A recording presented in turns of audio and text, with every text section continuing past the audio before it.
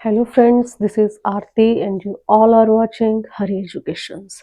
तो friends, last जो tense हम लोगों ने पढ़ा था that was past perfect continuous tense and the past tense ended with that tense. Now today we will take the next tense which is last tense, whatever we are studying about tenses, and this one is the last type of tenses and we will take next इसके जो भी सब types हैं वो भी हम लोग लेंगे.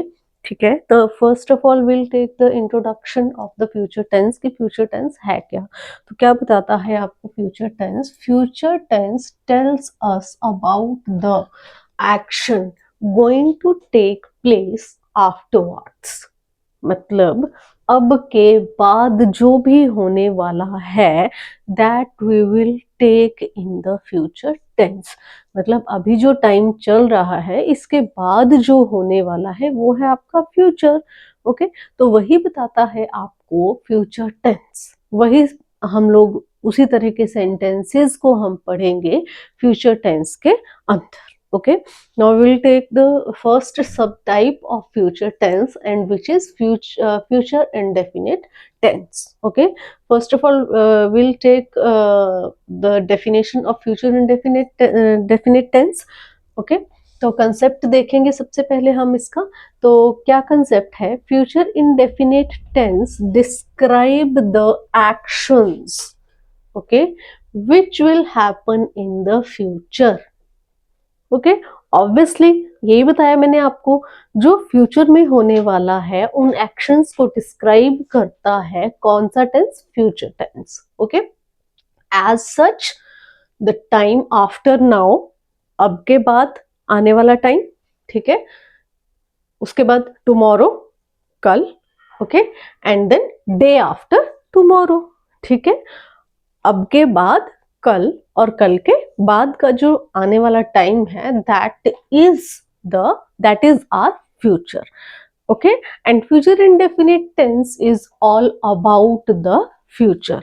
Okay, and we will take the sentences under future indefinite tense. तो future indefinite tense के अंदर हम ऐसे sentences को पढ़ेंगे, उन ऐसे sentences की formation को देखेंगे जो हमें future के बारे में बताएंगे. ठीक है, कि अगर हमें किसी को कुछ डिस्क्राइब करना है फ्यूचर के बारे में तो उस तरह के सेंटेंसेस की फॉर्मेशन हम कैसे करेंगे. ओके, तो let us take we took the definition first. Okay, now we'll take the structure to form the sentences under future indefinite tense. Okay, so what will be the structure is subject and then will, shall, main verb की first form and then object.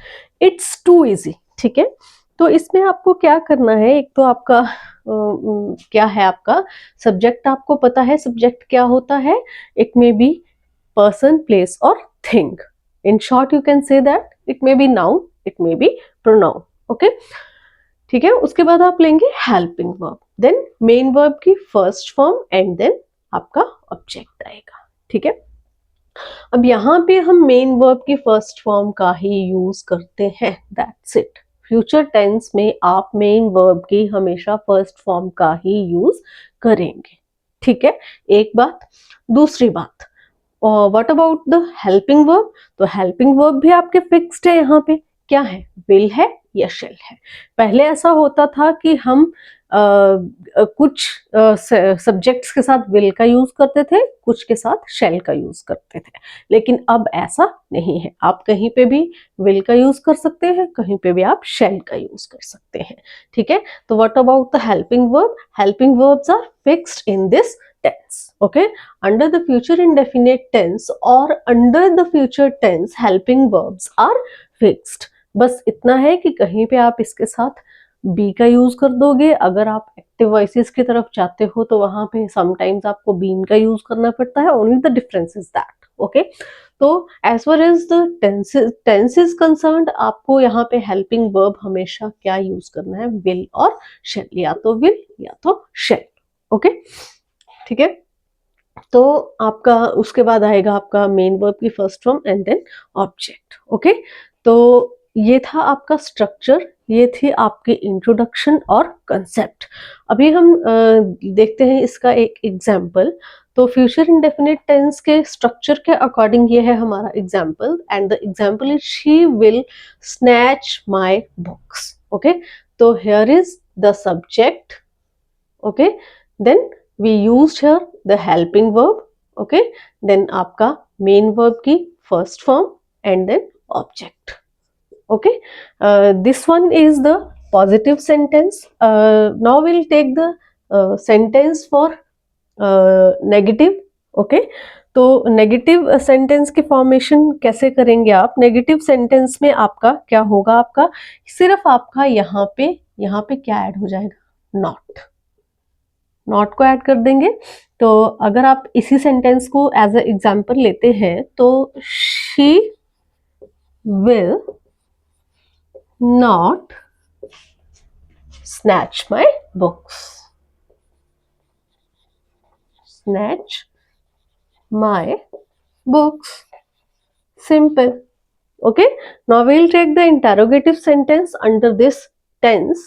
And अब आपको पता ही है कि जब भी हम interrogative sentence कोई भी फॉर्मेशन करते हैं इंटरोगेटिव सेंटेंस की, तो आपका हेल्पिंग वर्ब जो है वो स्टार्टिंग में आ जाता है।